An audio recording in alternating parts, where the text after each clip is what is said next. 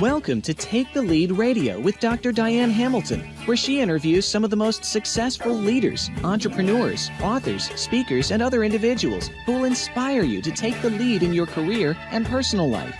And now, here is Dr. Diane Hamilton.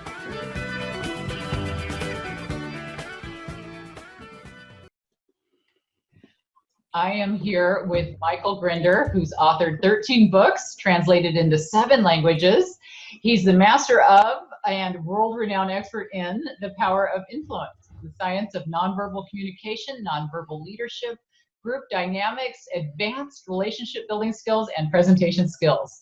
After years of experience as a teacher, Michael's been speaking at conferences and conducting seminars on his areas of expertise around the world. He has for years been seen as America's educator of educators and is an expert on learning. His work with many education districts and schools has transformed the levels of teaching and learning. So it's so nice to have you here, Michael. Pleasure. Well, this is going to be fun. Amanda was so nice. Amanda Gore introduced us, and she had great things to say about you. And of course, I knew about your work, and I thought, wow, this is going to be a lot of fun.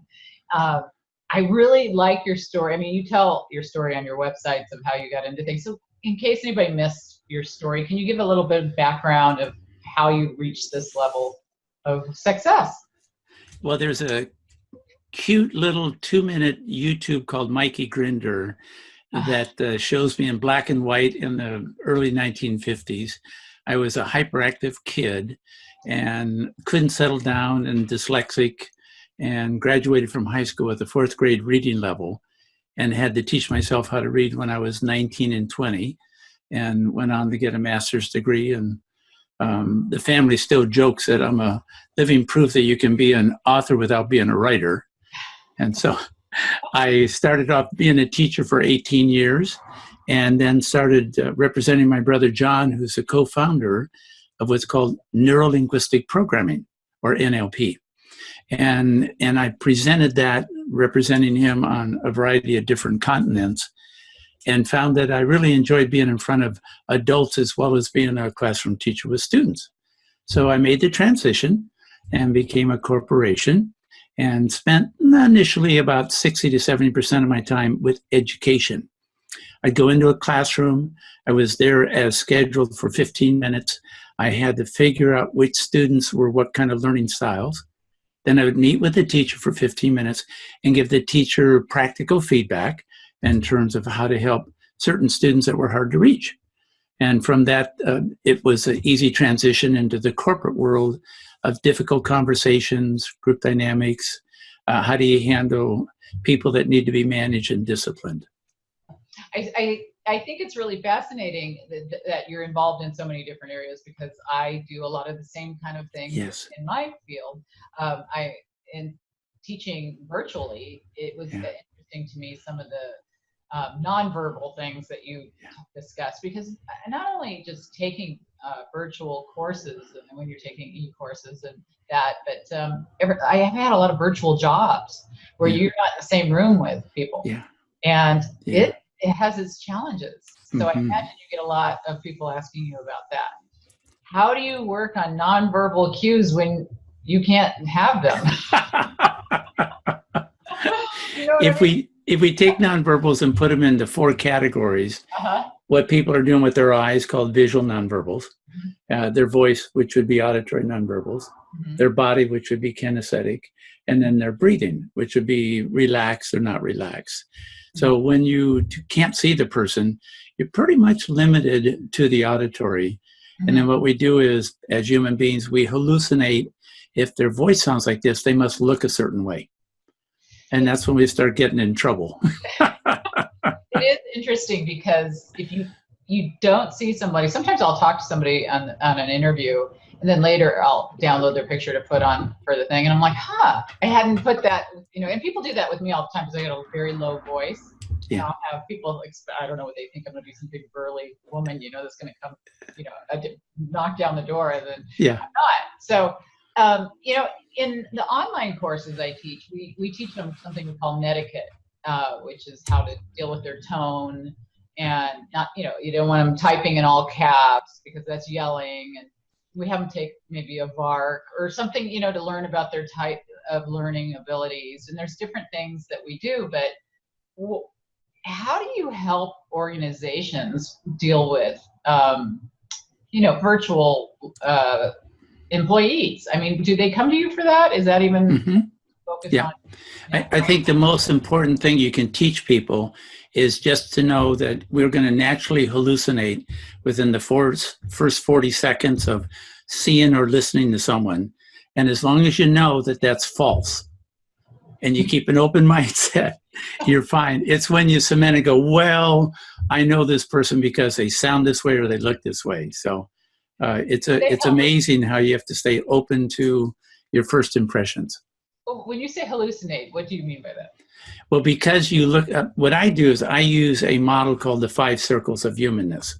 Okay. And the first thing you encounter with someone is their appearance. Then after you're with them for a while, then you switch to their behaviors.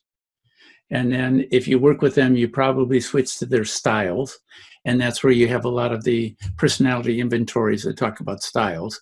Mm-hmm. And as long as you don't think that style is the same as a human being, you're okay.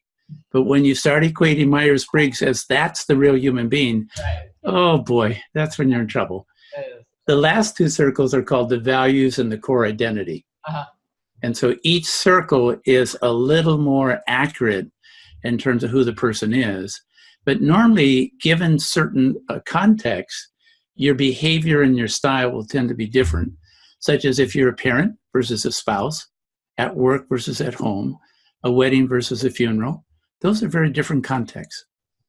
The reason I find this really fascinating, because when I wrote my dissertation on emotional intelligence, I started being more interested in just factors that impact personality. And that was the reason I did the Myers-Briggs training. Not that I was so interested in MBTI or any other thing. I just thought, well, that's about personality. I want to learn a little bit about that. And I looked into DISC, and I looked into a bunch of different ones. And you know what, it really, I'm not one of those people that can drink the Kool-Aid too easily and think that this is the answer for everything. But you know what it helped me with was not so much, any self-assessment, I'm thinking, what's the surprise? I'm assessing myself, right? Yeah. But what's I found fascinating was learning the opposite of me, because you really think things from your own perspective. I can remember when they put us in a room on the first day, and all the people who are, F's on this side. And, T's on the other side. And I got a 0 on the T. I didn't. On the F, I had no F. I had 100% T. So I'm the only one that had that score. And and what they asked us was, how do you like to be?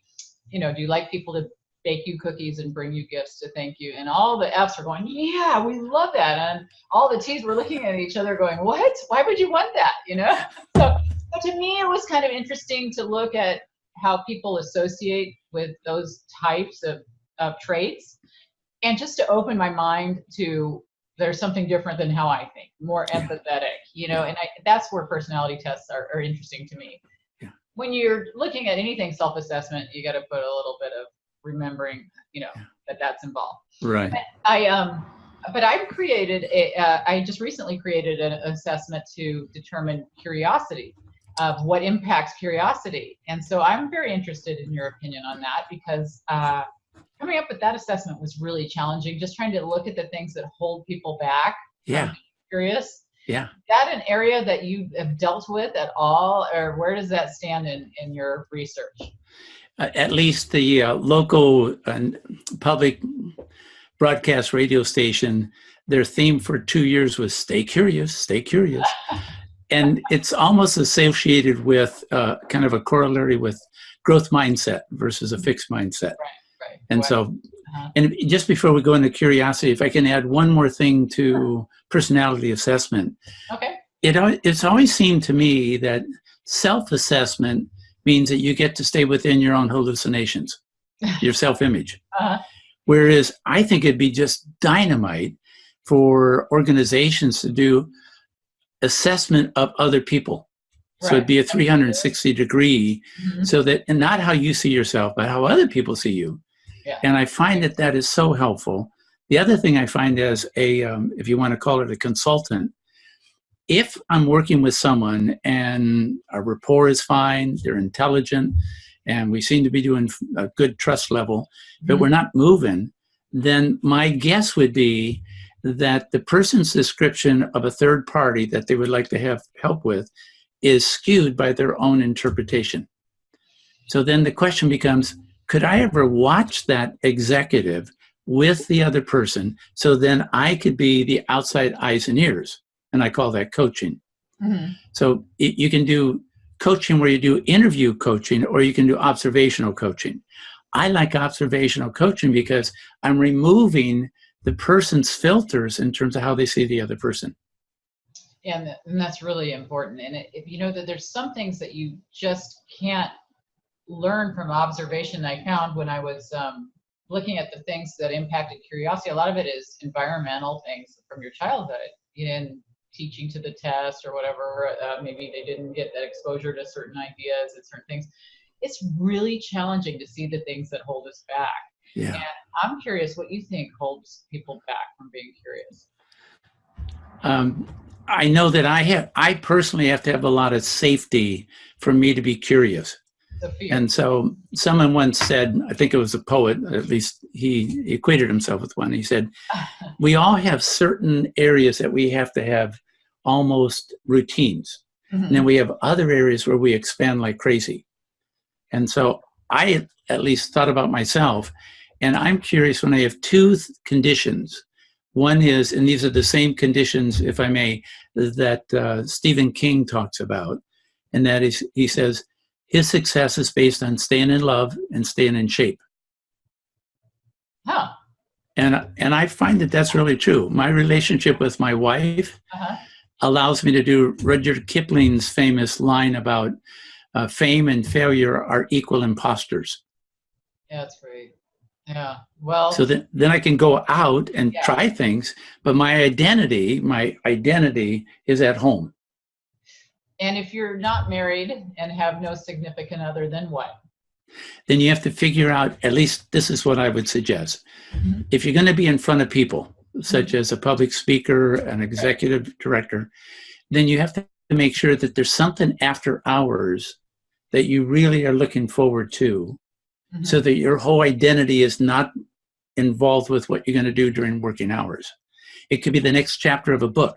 It could be seeing a great friend. It could be there's this TV series and I've taped it. I want to know what the nice next sequel is. So when I say being in love, it doesn't necessarily mean with another person. Yeah, and it's nice if you could share those things with another person, though, too.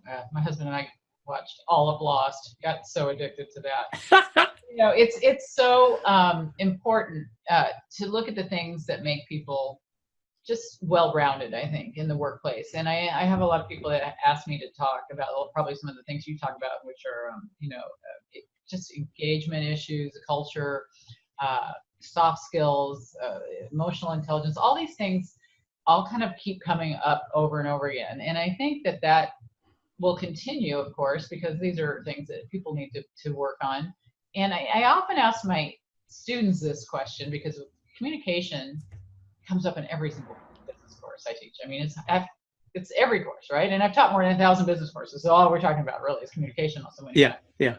Why, if there's so much studied and so much written about the importance of communication, do so many people still struggle with it? I can't tell you why people struggle, but I do know some avenues to help people from decreasing their struggle. Okay. Well, and that's a big step. one of them is what you said before.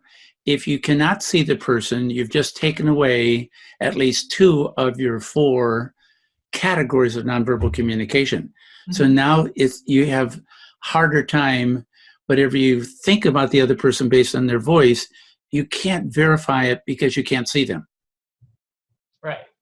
And so the more you can have all 4 categories, see people, be able to hear people, watch them move, and then notice their breathing, the more accurate your read is going to be on that other human being. And the other thing that we have that's really difficult is the generation of texting means that we're missing what you're so good at, which you teach emotional intelligence, how to read another human being.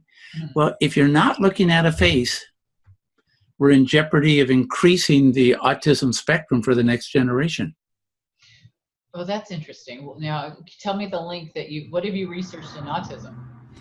If people are texting, Mm-hmm. in fact, I have 2 millennials in my office. Mm-hmm.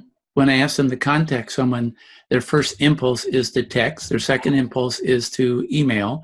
Their last impulse is to pick up a phone. Right. Yeah, I can see that. And so how does that tie into autism? Autism is the inability to read another human being. Mm-hmm. You miss cues. I see. So autism is the opposite end of emotional intelligence.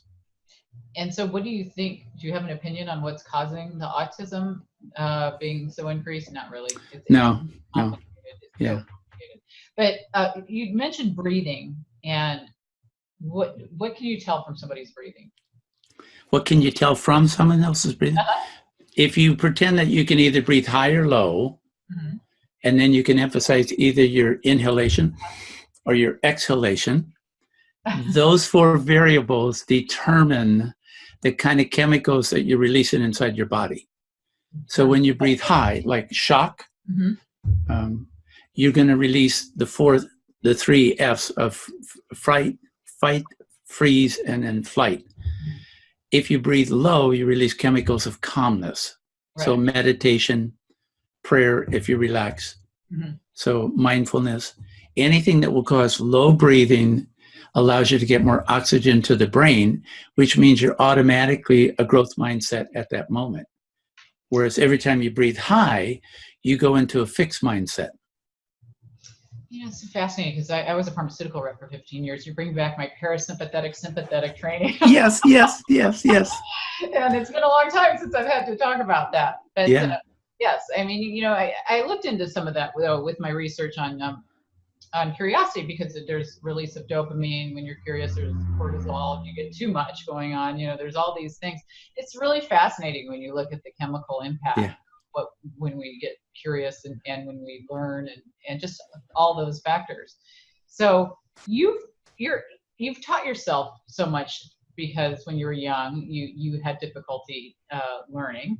Yeah. And so you were obviously a very curious person. Now, what do you think spurred you on to wanting to fix that you weren't learning the way you think you should have been? What made you want to just say, I'm going to figure it out?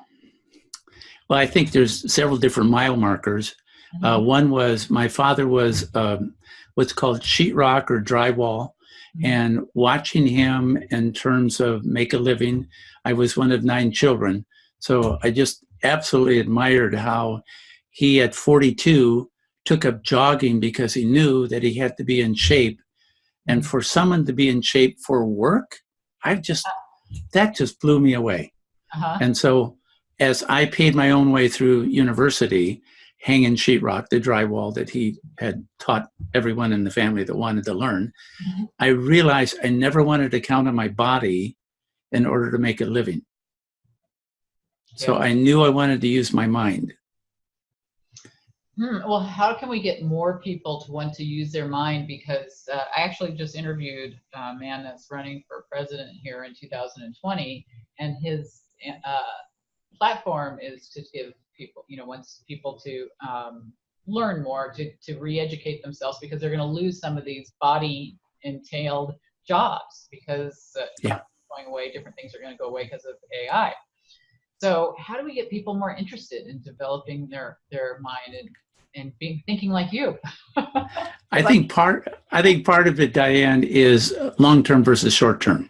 Mm-hmm. And so, when you're a certain age, you're invincible, and tomorrow is always around the corner.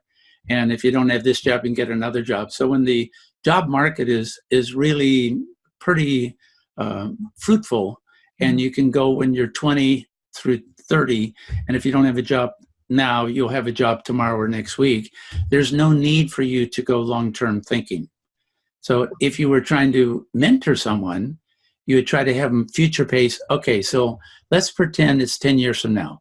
Tell me your age. Would you be married? Would you have children? And what you do is you create a picture of what that future might be, and then say, how would you be doing your responsibility if you were going to be the breadwinner? And then what they do, then they go from the future back towards the present Mhm. And that's better than trying to go from the present to the future. It's better to jump to the future and then backtrack. That's so funny because I wrote a course in foresight for a technology school, and we started at the end with the world blowing up. Yeah. And we started working backwards, and it was Yeah. really a lot of fun because I was trying to get them to be proactive. And Yeah. you know, we had Stephen Covey's book, and Sure. different, you know, Sure. and I think this is so important what you're saying. And I think a lot of my doctoral students, when I was a doctoral chair, had a hard time looking at that dissertation. Yeah. I got to write that. And Yeah. I would tease them. I go, how do you eat an elephant? You know, one bite at a time. Yeah. You know, people make that joke, but it's hard to think in incremental steps for some people, but see the overall picture without freaking out. How do you get them to see the end and not freak out, I guess? Well, you got to keep them breathing low. Very sympathetic. Okay. And so I know one of the things I have to do with myself, because I tend to operate quite well in terms of, if I'm going to write a book, I have the keyboard in front of me, and I pretend that I have the answer that the world needs, and it's very cocky, it is very arrogant, and that's when I write best. But if I sit down as a very humble person, I go, who am I? And so part of the ability for me to jump to the future is I have to jump from my arrogant part. And if I don't have an arrogant part, I think of who in my family does. I'll pretend I'm them, and I'll take on their persona. And that has helped me a lot. The other thing I do in terms of eat the elephant one bite at a time was the very first book I wrote. I was approached by a publisher, and the person wanted me to write, and I said, I can't write. And they said, well, can you write one-page papers? And I said, yeah. So I would start writing one-page papers, and then I would take 3x5 cards, and I put the name of each paper on a 3x5 card, and I would literally get up on a ladder and put all the cards on the floor, and I would look down at them, and then I would go down and I would take, say, 2 cards that seem like they're exactly the same, and on the back, I would put a letter such as A's. And then I would just cluster them.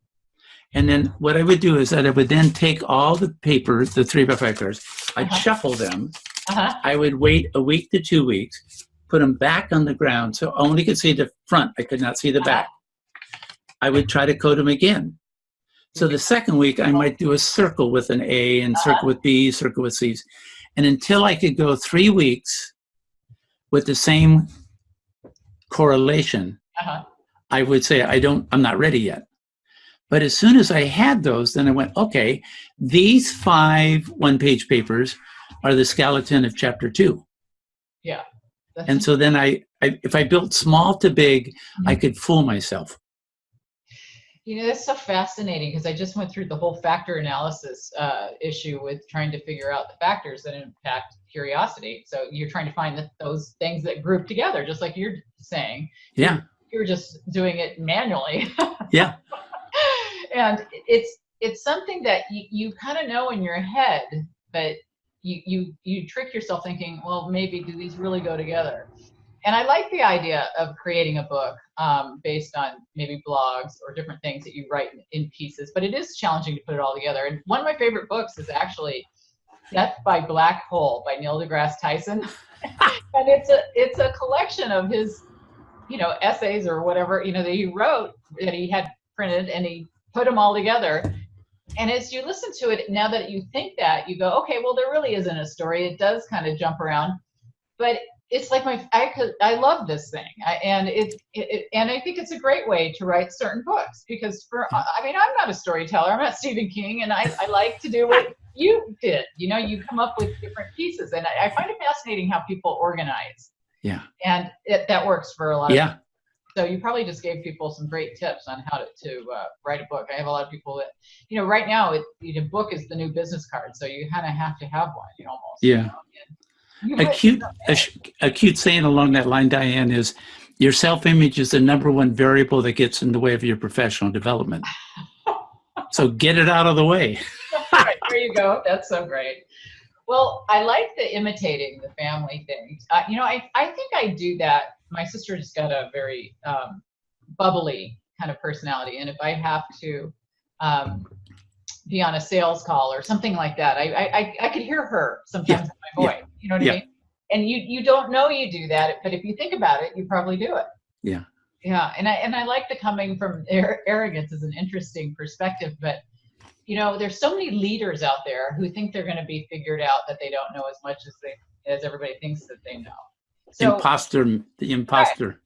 So do we need to pump ourselves up? Because do we have to see ourselves a little bit higher than we see ourselves? I mean, is that good to do? I mean, how do you look at that? I know for me, if I go out and I do a lot of presentations, so a week ago, I just came back from 3 weeks in Australia and had fairly large groups. The larger the group and the shorter amount of time I'm with them, the more for their sake, I have to increase my ego size so I can provide safety for the 350 people. Right. Whereas when I'm with 20 people and we're together for 2 days, I have to be real. Yeah. You can't fake it. So when I come home to Gail, if I've had too many she says, I walk in the door like, Gail, you lucky person, I'm home. I'm home. You lucky person. Whereas if I have had smaller groups of people for longer lengths of time, I'm much more humbled. So I know that my marriage is based on making sure that I come home not as the person who did well, but as a human being that wants to be vulnerable and share. Well, you shared a lot with your books, and you've written some great pieces. And I'm curious, what book was your favorite, and just what one stands out in your mind? It's the one that is in the next person I'm dating. So the next book you're writing is the best book. Always the next one. Yeah. So my favorite has been Perception. If people that are listening, if they want to go to YouTube and type in my name and then put in House of Communication, it will explain 40 years of the research I've been doing. And on the third floor of the house is how you look at one person, two people, group dynamics, and system. And each of those ask a different question. And I'm trying to create an online community called Magic. And it's going to be called Michael and Gail's International Community. And it will teach people online how to do a profile. Like if I was going to profile you, it'd be based on, your appearance and your behavior and your style type of thing. Well, you talk about groups, and it makes me think about groupthink and how people don't want to stand out from the crowd. And, I studied some of that with the curiosity of why people don't ask questions. They don't want to look dumb, and how are you seeing a lot of that? And how do you deal with helping people with that? When I'm a trainer, and let's use that context, if I may, I find that if during the course of whatever length of time we're together, 1 day, 5 days, if I can get everyone to do something wrong within the first 2 hours, then it comes lunchtime and I ask, what are you learning? I get all kinds of people sharing. Right. If I don't have everyone do something wrong, then no one wants to indicate that they've learned anything, because that'd be an admission that they didn't know it ahead of time. So I create safety by making sure we do things collectively wrong, and then we're safer. Like what kind of things? I'm curious. We have a thing that's called 6 Wrong Ways to Impress Another Person. Oh, I like that. And it's on YouTube. It's 2 minutes long. Yeah, I missed that. What it says is you can become an incessant talker. And an incessant talker is someone that has no hand gestures at all. And all they do is they have the content, and all they're going to do is cover the content. And every time they breathe, they kind of have to breathe very hard. They can do any abdominal breathing, so they don't come across as very intelligent. The second of the 6 Wrong Ways is called the Hyperactive Motivational Speaker. They know how to influence people, but they never pause. So we have 6 of those, and then we... Oh, keep them coming. I need more. This is great. The third one is called Medicated. And medicated is when you have someone who, not out of special needs, but what they do is they open their mouth before they talk. What we're going to do today, and respectfully, and I mean this very respectfully, George W. Bush did it. If you now go I on know that's all YouTube, I'm going to see. Yeah. you just watch him. He locked his elbows on the lectern. Whenever you lock your elbows, you can't breathe as low. So if you bend your elbows, it's easier. Okay. and that's why people, when they just take up a lot of space at a table, they'll come across as absolutely being powerful, but not necessarily intelligent. So you have to, what model of communication do you want to follow? Yes, you can really bulk yourself up, and for 15 minutes, the chemicals in your body are different. Or you can go with Brene Brown and be very vulnerable. So you have to figure out, there's so many models out there. To me, the wisdom is, when do you do which model? You don't want to choose one model over another. You want all of them. Yeah, it'd be very monotone and boring to do just one thing. You know what I mean? I find, though, I get a lot of Hall of Fame speakers on my show, and they're just so fun to watch. Dr. Willie Jolly sang to me on the show. I don't know if you sing, but I'll put you on the spot if you do. But they all have their thing. You know what makes them so dynamic, and I love that. I see men in particular, and maybe it's just what I've seen on my shows, they don't take themselves as seriously, and they can just be just all over the board. You know what I mean? Where I think women are less likely. Is it me, or do you see that in the people you deal with? It's not a very fair equation. I have 6 biological sisters, so I'm well versed in the glass ceiling, what is acceptable. And in fact, we do an activity where we get a male and a female sitting in a chair, and a male and a female sitting in another chair. And we pretend these are the bosses and these are the subordinates. And the subordinates are going to do a proposal to the boss. So we do 2 men talking to each other, and we outline how the male is going to listen. So this is just about the boss. So the male's going to sit with the head still, never bob it, no facial expression. Make sure you break eye contact at least once. Make sure you have no encouraging sounds. And then we do a stereotype of the female, which everyone resents, and I want them to. The female's going to nod her head. She's going to lean forward. She's going to make eye contact the whole time, and she'll make encouraging sounds. Ah. What we do is, then when we have both men talk to each other, and we have both women talk to each other, then we have the man stay with the style he did with the male, but he has a female subordinate. And then we switch with the female with the male, and it's absolutely, there's 8 different patterns, and you realize, holy cow, here's where the misinterpretation goes. Because the new age sensitive guy can lean forward, he can do encouraging sounds, and he adds to his style if it's a female subordinate doing the proposal. Whereas when the female does the male style of listening, the B word comes out. Yeah, they don't. Yeah, I've heard of that happen, and it's interesting. Why do you think that is? It's just cultural stereotypes. Yeah. So what we recommend is, no matter what your style is, and one style is not better than the other, if you think that they could misinterpret you, that's why I like to use the word hallucinate, you've got to get that elephant out. Yeah. So for me, I have to get my age out. I'm 75 years old. Otherwise, people guess. I wonder how old he is. I wonder how old he is. And it preoccupies their attention. So if you tend to listen, male or female, and you tend to listen with a still head, tell the person, I promise I'm going to be listening, and I want to make sure you know that I'm not judging. Because you've got to get that elephant out. Yeah. Whereas if you're on the other side, male or female, and you tend to bob, you lean forward, you have to get that elephant out and say, I promise I'm going to encourage the dialogue, but it doesn't necessarily mean I agree with what you're saying. Well, that's really interesting, because as I mentioned, I interviewed a gentleman running for office, and he was probably pretty far left, and I have to stay in the middle, right? I don't want to go right or left, right or left.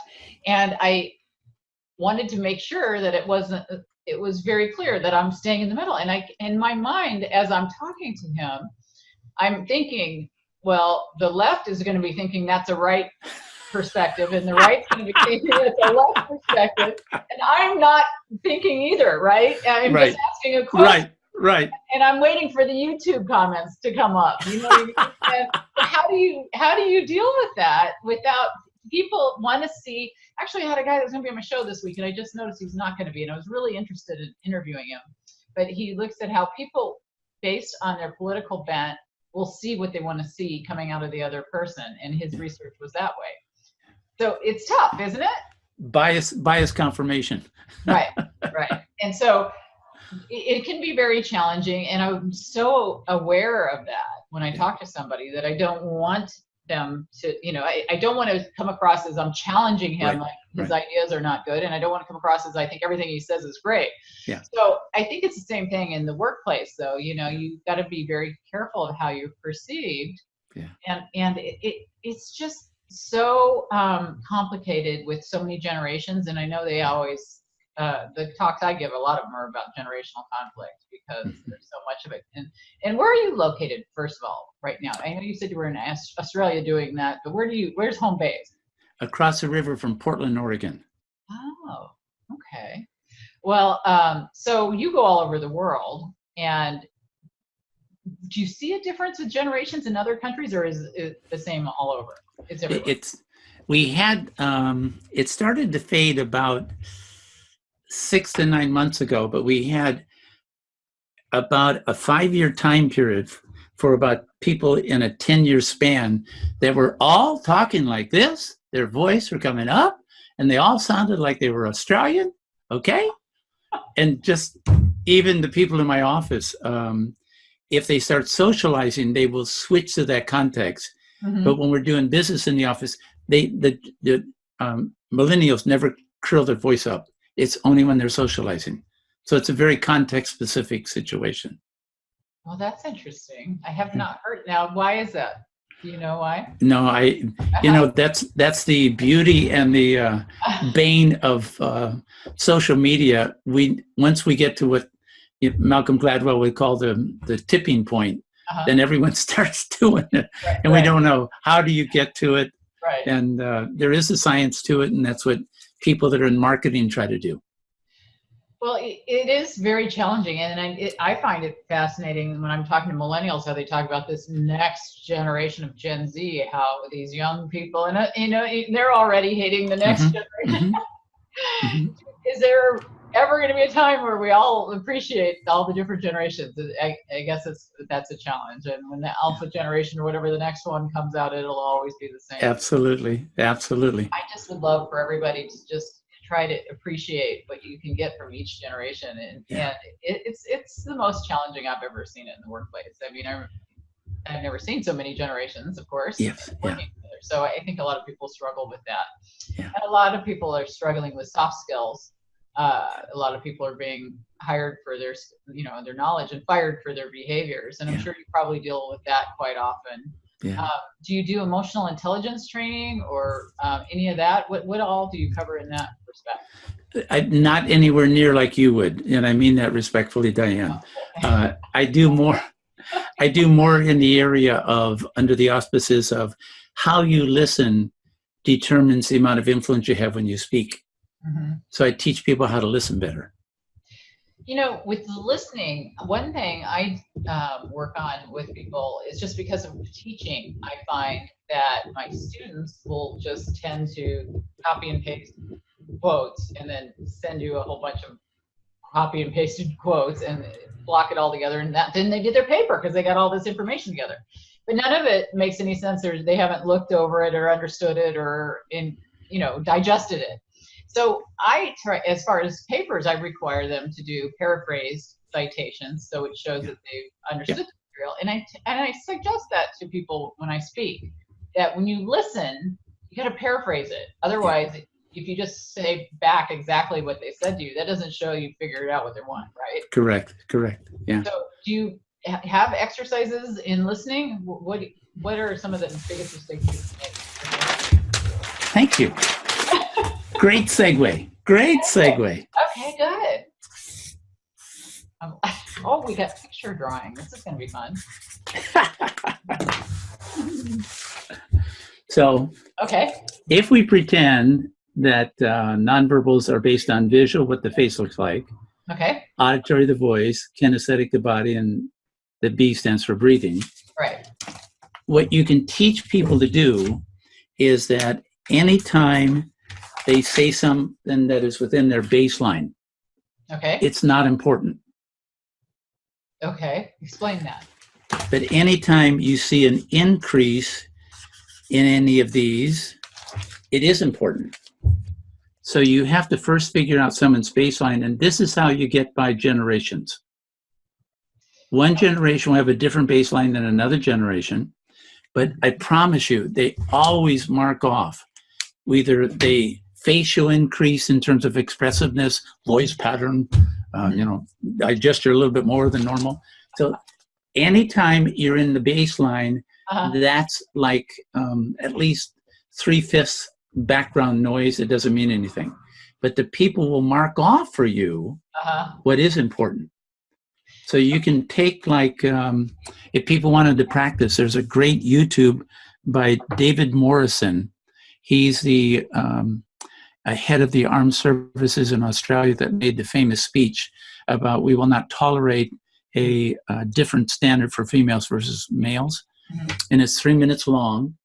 And you can just turn off the sound and just watch it for 3 minutes and watch it a second time. And you'll notice that he only moves his head once. He only blinks once. He only moves his head up and down once. You take those 3 items, find out what he says, and you have the essence of 3 minutes of his conversation. That's fascinating. Now, what's amazing to me is that people want to get really, really good at this. Most people will recognize when someone goes above their baseline, but it's when someone goes to a whisper, they're indicating their core value. Okay. Now, how do you get your baseline, first of all? You have to be with someone at least for a while to know what is their normal example. Let's pretend that I'm sideways and I'm gesturing. Okay. If I gesture within this range here, that's a baseline. Okay. So now, if I go past that point, then this is that much more important than everything I just said. Okay. If my head bobs up and down or stays still, whatever it is, it's a shift in the behavior signals, and that's all emotional intelligence is, respectfully. And I know you know more than I do, Diane. Sorry. But for the layperson. And understanding the other person. Yes, yes. I totally understand that. Okay, so I'm Italian on my mother's side, and so we are all very, very absolutely demonstrative in terms of our hands, and our eyes get really big, and I make all these faces when I watch YouTube. I'm like, oh, I watch it. We're very animated. Yeah. Is what I'm trying to say. Yeah. But that's my baseline, I think. Yes. Right? Because I'm always doing it. Yes. Right? Okay. Yeah. So, but if all of a sudden I start being like this, then what does that tell you? Then you would indicate that whatever you're saying now is more important than what you said when you had your baseline. And it can't mean that I'm just being bummed out, that I'm... Whatever you're bummed out about is more important than what you weren't bummed out about. Okay. And then if I'm even more animated, we're all in trouble because I'm over the top, right? So, when you look at 2 Germans and you look at 2 Italians, the 2 Italians are about 7 inches closer, their nose to nose, about 7 inches closer than 2 Germans. That's so funny. So if you take into account what the baseline is, then you're okay. So that's how you go from one culture to another, one generation to another. You understand communication using baseline interpretation. My father and my husband's father had a lot of German, and we both have Italian mothers. So what does that tell you? Good mix. There's all kinds of stuff conflicting up there, maybe, right? We're standing here. But it is an interesting look at humanity. I'd love to understand interpersonal skills and how people relate. And I teach a lot of HR courses. I love all that stuff. It's so much fun to understand people to me. Yeah. And so I could see why you've been so successful, because you obviously embrace it so strongly and you write amazingly about all these topics. And this has been just so much fun. Amanda said, I would love you, and she's right. You were awesome. And she's awesome. And this was so much fun. And I know a lot of people are going to check out all those different YouTubes that you talked about and different things, but can you share some kind of way that they can find out more about you and get your books and all that type of thing? Same as my name, michaelgrinder.com. That's very simple. Hey, absolutely, like mine, and I understand, and that works out great. And you have been such a great guest, and this was really nice of you to join me today, and I thoroughly enjoyed it.